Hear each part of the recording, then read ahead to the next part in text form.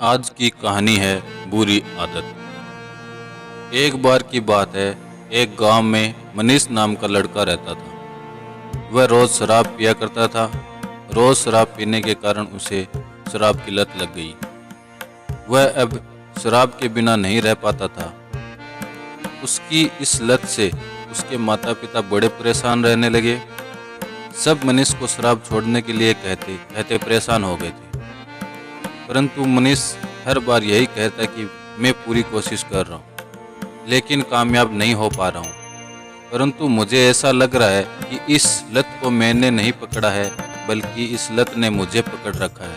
वास्तव में मनीष इस बुरी लत को छोड़ना चाह रहा था, लेकिन उसके प्रयास विफल हो रहे थे। मनीष दिन प्रतिदिन आलसी होता जा रहा था और काम पर भी उसका मन नहीं लग रहा था। काफी समय बीत गया, लेकिन मनीष ने यह आदत नहीं छोड़ी। तब उसके माता पिता ने सोचा कि इसकी शादी करा देते हैं, क्या पता फिर वह शराब छोड़ दे। देखते देखते कुछ महीनों बाद मनीष की शादी मीरा नाम की एक लड़की से करा दी गई। लेकिन मनीष की शराब की आदत न गई।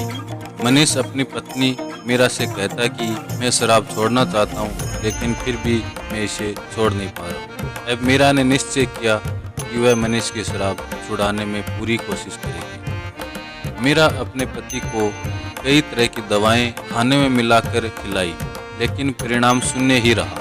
मीरा की हर कोशिश नाकामयाब ही रही। अब किसी ने मीरा को गांव के बाहर एक साधु बाबा के बारे में बताया। मीरा ने बिना कुछ देरी किए अगले ही दिन मीरा मनीष को साधु बाबा के पास लेकर पहुंच गई। साधु बाबा की कुटिया एक जंगल के किनारे पर थी। मनीष और मीरा को देख साधु ने कहा, बेटे कैसे आना हुआ, कोई परेशानी है तो बताओ। मीरा ने सारी समस्या साधु बाबा को बता दी। साधु बाबा काफी समझदार था। वह मनीष की कहानी को भली भांति से समझ गए थे। साधु ने दोनों को अगले दिन आने का सुझाव दिया। अब दोनों ही एक उम्मीद को लेकर घर चले गए। अगली सुबह को वह फिर जंगल में साधु बाबा की कुटिया के लिए चल पड़े। वहां पहुंचकर दोनों ने पाया कि साधु बाबा जी एक पेड़ को पकड़े हुए हैं। मीरा ने बाबा से पूछा, बाबा जी आप ये पेड़ को पकड़कर क्यों खड़े हुए हो? साधु ने कहा, आप चले जाओ आज, कल फिर आना, कल मैं आपकी मदद करूंगा। अब दोनों के मन में बहुत सारे प्रश्नों की लहर उठ रही थी, लेकिन दोनों फिर उत्सुकता के साथ कल के दिन का इंतजार करने लगे। अगले दिन जब मनीष व मीरा वहां पहुंचे तो वह फिर से आश्चर्यचकित हो गए। अब बाबा जी वैसे ही पेड़ पकड़े हुए मिले। ये देख दोनों से रहा नहीं गया और पूछने लगे, महाराज आप ये पेड़ को क्यों पकड़े हुए हो? इस पर साधु बाबा जी बोले, बेटा तुम कल फिर से आना, इस पेड़ ने मुझे पकड़ रखा है और छोड़ नहीं रहा है, तुम कल फिर से आना।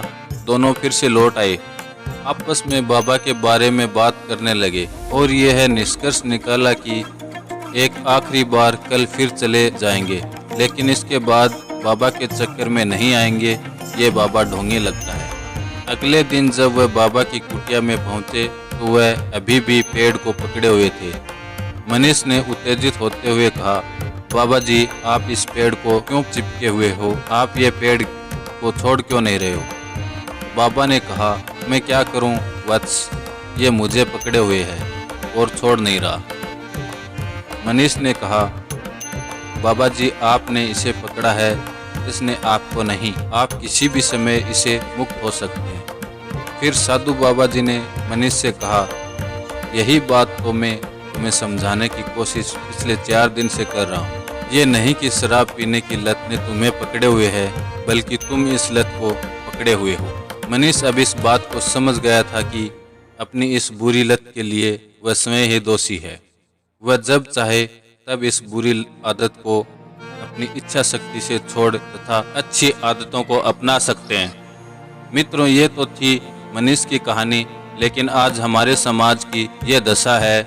हर कोई यही कहता है कि कोशिश कर रहा हूँ, लेकिन जब तक कीमत बड़ी ना चुकानी पड़े तब तक ज़्यादातर लोग बुरी आदतों से बाज नहीं आते।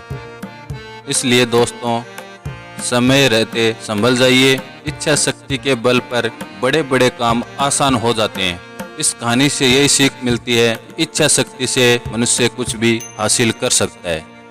यदि आप इस तरह की अन्य ज्ञानवर्धक कहानियाँ पढ़ना चाहते हैं या सुनना चाहते हैं तो हमारे इस चैनल स्टोरी विद रमेश पर क्लिक कर सब्सक्राइब कर लें, क्योंकि इस चैनल पर सीखने के लिए बहुत कुछ है। फिर मिलते हैं ऐसे ही किसी ज्ञानवर्धक और रोमांचक कहानी के साथ। तब तक हंसते रहो, मुस्कुराते रहो। आज की कहानी है बुरी आदत। एक बार की बात है, एक गांव में मनीष नाम का लड़का रहता था। वह रोज शराब